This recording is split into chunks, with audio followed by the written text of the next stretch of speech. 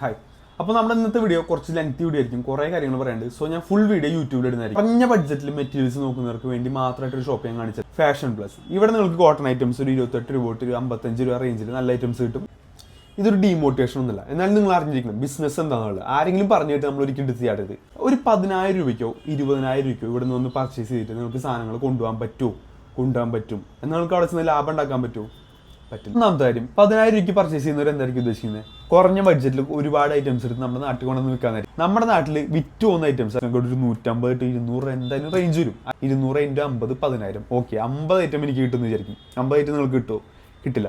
നിങ്ങൾ ഒരു item 4 സൈസിലെടുക്കണം. XL, L, medium, XXL അല്ലെങ്കിൽ സ്മോൾ. 4 സൈസിൽ 200 രൂപയുടെ ഐറ്റം നിങ്ങൾ എടുത്ത് എത്രയായി? 800 രൂപയായി. സോ നിങ്ങൾക്ക് എത്ര ഐറ്റം കിട്ടും?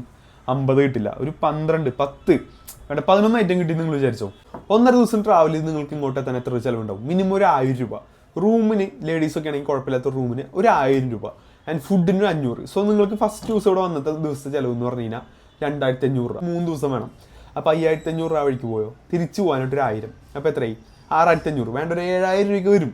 10,000 രൂപയുടെ സാധനം ഇരട്ടി ലാഭത്തിന് നിങ്ങൾ വിറ്റോ. 400 രൂപയ്ക്ക് നിങ്ങൾ വിറ്റു വിചാരിച്ചോ? എത്രയായി നിങ്ങളുടെ ലാഭം? 20,000 രൂപ.